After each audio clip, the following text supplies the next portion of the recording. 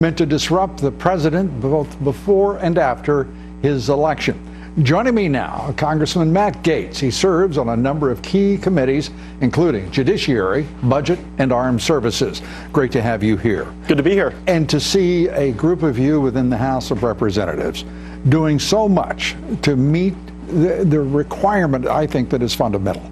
The public's right to know what is going on with a government that shows every sign, at least in the FBI and the Department of Justice at its upper levels, of just being absolutely corrupt. Well, and Lou, I'm new to the Congress, but I'm very uncomfortable knowing the things that exist within this intelligence memo that my constituents don't know, that the American people don't know. And it really shows us throughout this entire experience that the FBI is all over the place, Lou. I mean, first they tell us, well, there's 5 months of missing text messages. That's inconsistent with the Inspector General on December 13th saying he had the messages. It's inconsistent with Rod Rosenstein testifying that they had the text messages. And now, lo and behold, more text messages are found again. And so there's a reason why the American people are losing confidence in the FBI. And I think the only way to restore it is transparency. Let's show the American people what's really going on. There is no question but the requirement for transparency, particularly in a government that has been so lacking in transparency over the course of 8 years of Barack Obama. The actions taken by his intelligence chiefs, the actions taken by his FBI, and not taken by the FBI as well, showing a particular and determined animus toward Bernie Sanders and ultimately Hillary Clinton's opponent in the general election, President Donald J. Trump. I believe there has been a criminal conspiracy underway to discredit and undermine the duly elected President of the United States. You had a cabal of people who believed that it was their job to deprive the American people of the president they elected. And we can't just analyze these data points separately. It all tells a story together. The text message you just showed in the last segment where Lisa Page is saying, well, we've got to go easy on Hillary Clinton.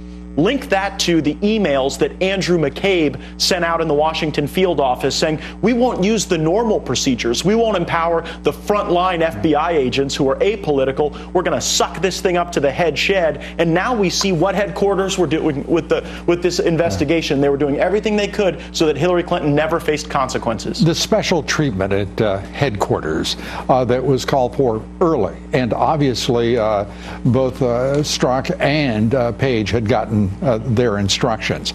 To see them react in these texts to that is it's stomach turning, because it is every sign that one could imagine in these texts. It's unequivocal.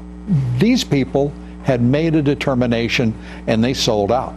And the undermining of our democracy, Lou, should horrify not only Republicans, but all Americans. And that's why I'm working with Judiciary Chairman Bob Goodlatte to draft reform legislation so that the FBI can never do this again. Anytime there's going to be a headquarters special where we rip an investigation away from the people who are supposed to be doing it and putting it in the hands of folks who shouldn't be doing it, I want reports to Congress, I want transparency, I want stronger oversight, and that will protect our democracy going forward.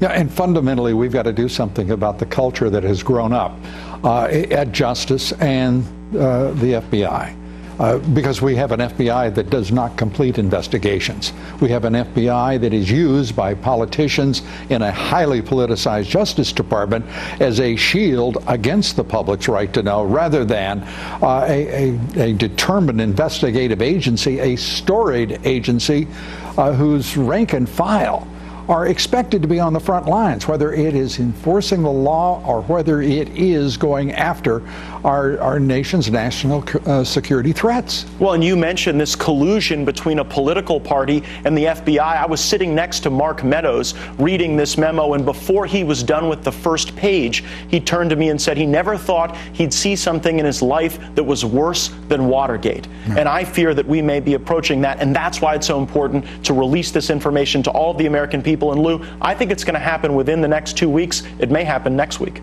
All right, and in large measure because of your efforts and the congressman you mentioned, Jim Jordan and Mark Meadows, and I shouldn't have started that list because it's a long one, but we thank you for all you're doing. Thank you, Lou. Congressman Matt Gaetz. We're coming right back. There is, as you might suspect, a great deal more. We'll have it for you here. Stay with us.